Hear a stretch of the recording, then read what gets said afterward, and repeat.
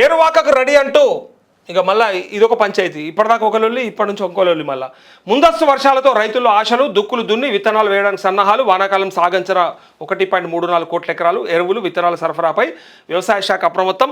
అందుబాటులో 2.5 లక్షల టన్నుల యూరియా బఫర్ స్టాకు. నకిలీ విత్తనాలు ఎరువులపై ప్రత్యేక నిఘా అంటూ ఇప్పుడు ఇక మళ్ళీ రైతు భరోసా గురించి అడుగుతారు ఇక అన్నలు. లైవ్లో చూస్తున్న వాళ్ళంతా, అన్న రైతు భరోసా ఏమైనా వస్తుందా అన్న, పోయినసారి ఏమైనా వేస్తాడా అన్న, మళ్ళీ ఇప్పుడు ఏమన్నా కొత్తగా వస్తుందా అంటే చెప్పలేం.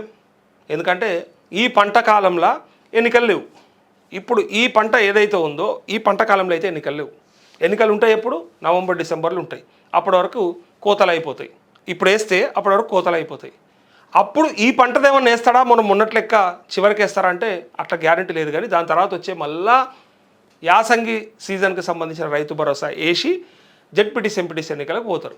అప్పటిదాకా మనకు రావుగాక రావు. మొన్న ఎంత మంచి అబద్ధం చెప్పిండంటే 27,000 కోట్ల రూపాయలు నేను రైతు భరోసా కింద రైతులకు వేసిన అని చెప్పిండు. అదే కాన్క్లేవ్లో మనమే విన్నాం. ఇచ్చిండా? మీకు వచ్చినా ఎవరికన్నా? చూస్తున్న వాళ్ళు ఎవరన్నా, లైవ్ చూస్తున్న వాళ్ళు ఎవరన్నా చెప్పండి. మీకు ఎవరికన్నా రైతు భరోసా వేసిండా మొన్న? ఒక్కసారి 9,000 కోట్లు వేసి దాన్ని 100 సార్లు చెప్పుకుంటుండే. ఇక ఏడమైనా అదే చెప్పుకుంటుండు. మొత్తం రైతులకే దోషపెట్టినా అని చెప్తుండు. 21,000 కోట్ల రుణమాఫీ చేసినా, మీదికించి 27,000 కోట్ల రూపాయల రైతు భరోసా చేసినా, 50,000 కోట్ల రూపాయల ధాన్యం కొన్నా అని చెప్తుండు. ధాన్యం పుణ్యానికి కొన్నావా? ధాన్యాన్ని తీసుకుపోయి మళ్ళీ ఆడ మరాడించిస్తే కమిషన్ వస్తే మళ్ళీ డబ్బులు తీసుకోవట్లేదా? ప్రభుత్వానికి వస్తలేదా? మళ్ళీ ఉచిత రేషన్ బియ్యం అంటే మీరు పెట్టుకుంది. అది రైతులు చెప్పిరా ఫ్రీగా ఇవ్వమని? రైతులు అయితే చెప్పలేరు కదా, మీరే కదా పెట్టుకున్నది. మళ్ళీ రైతే రాజు పెట్టుర్రిగా క్యాప్షన్లు మళ్ళీ స్టార్ట్ చేస్తారు. ఇక రైతు భరోసా వేయిస్తాడు ఒక్కడు ఉండడు, ఒక్కడని వేపియాడు. మంత్రిని అన్నాడు గారు, ఏమై సార్ ముఖ్యమంత్రి ఏమో అబద్ధం చెప్పుకుంటూ పోతుండు, 9,000 కోట్లు వేసిర్రు అంటాడు. యాడేసిర్రు సార్? 2 ఎకరాలకు ఇస్తారు కదా సార్, ఒక ఎకరంకి ఒక 6,000, ఒక ఎకరంకి ఒక 6,000. ఆ తర్వాత పత్తా లేదు కదా, అంత కలిపితే 4,500 కోట్లు కూడా కాలేదు. మరి ఇంకా 5,000 కోట్లు ఏడబెట్టారు సార్, ఎవరి దగ్గర ఉన్నాయి సార్, ఎందుకు వేస్తలేదు సార్ అని అడిగేటోడే లేడు ఈ రాష్ట్రంలో. మా జర్నలిస్టులు మిత్రులకు కూడా మరి అది ఎందుకు యాదికి వస్తలేదు. మరి 70 లక్షల పాస్బుక్లు ఉన్నాయి, 70 లక్షల పట్టాదారు పుస్తకాలు ఉన్నాయి ఈ రాష్ట్రంలో. 1.5 మంది 2 కోట్ల మంది వ్యవసాయ ఆధారిత కుటుంబాలే ఉన్నాయి. వాళ్ళకోసారికి ఒక్క ప్రశ్న అడగకపోతే ఒక్కడన్నా మిగిలిన రైతు భరోసా ఎప్పుడు వేస్తారు సార్ అని అడగరు. అయితే ఇక్కడ మొత్తానికి టన్నుల యూరియా ఉన్నది, మీకు కావాల్సినంత టెన్షన్ ఏం లేదని చెప్పడానికి ప్రయత్నం చేస్తూ వానాకాలం సాగు అంచనా 1.34 కోట్ల ఎకరాలని ఈ వార్త అయితే వచ్చింది. మరి దీన్ని ఎట్లా ముందర తీసుకుపోతారు? వరేయద్దని చెప్తారు. వరి వంగడంలో కూడా కొన్ని రకాలు చెప్పిరాయా. ఇగో ఈసారి వరి వంగడం గురించి ఇగో నేను మొన్ననే తీసిపెట్టిన మీకోసానికి, మీరు కూడా చూసుంటారు. ఈసారి బోనస్ పొందాలంటే 8 రకాల వరి సాగు మాత్రమే చేయాలన్నట. 8 వరి రకాలు మాత్రమే తీసుకోవాలన్నట. అవి ఏంటి ఒక్కసారి చూడండి.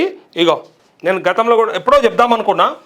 అయితే ఇక ఈ వడ్లే కాంటాలు కాలేవు, ఈ వడ్లే అమ్ముడు పోలేదు, ఈ వడ్లకే యాస్ట్ వస్తుంది, తిప్పలవుతుంది, ఏడియాడ ఇబ్బంది అవుతుందని చెప్పి అంటారు. కాబట్టి ఇంకా అది అయిపోయాక చెప్దామని ఆగిన. ఇగో ఫస్ట్ బీపీటీ అట, బీపీటీ 5204. ఎవరికన్నా అంటే ఊర్లలో చూస్తే ఓకే, మీకు ఎవరన్నా వ్యవసాయ అధికారులు ఇస్తే ఓకే.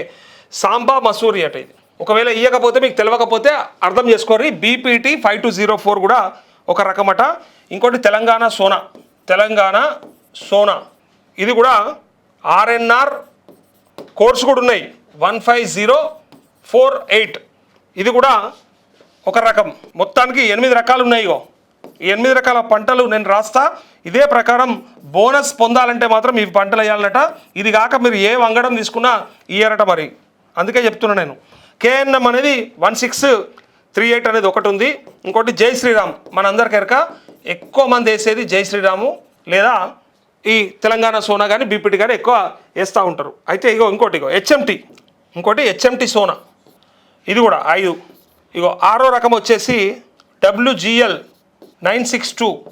ఇంకోటి ఏడోది వచ్చి WGL 44, దీన్ని సిద్ధి అంటారట, సిద్ధి. ఇంకోటి 8వది JGL WGL అంటే వరంగల్ కావచ్చు, JGL అంటే జగిత్యాల కావచ్చు, నాకు ఎరుకున్న కాడికైతే 1798. ఇవన్నిటి కూడా క్రాప్ డ్యూరేషన్ ఎంత అనేది కూడా రాసిండ్రు. ఆ డ్యూరేషన్ ప్రకారం అంటే అప్రాక్సిమేట్గా అన్నీ కూడా 120 నుంచి 135, 145 రోజుల క్రాప్ ఉన్నది. ఫస్ట్ది వచ్చి బీపీటీ వచ్చి 140 నుంచి 150 రోజులు వస్తాయట, అంటే పంట కాలం. తెలంగాణ సోనా 120 నుంచి 125 అట. కేఎన్ఎం అనేది 120 నుంచి 125. జై శ్రీరామ్ వచ్చి 130 నుంచి 135. హెచ్ఎంటీ సోనా అనేది 135 నుంచి 145. వరంగల్ 962 WGL 962 వచ్చి 125 నుంచి 130 రోజులు. WGL 44 140 నుంచి 145 రోజులు. JGL 1798 వచ్చి 120 నుంచి 125 రోజులు.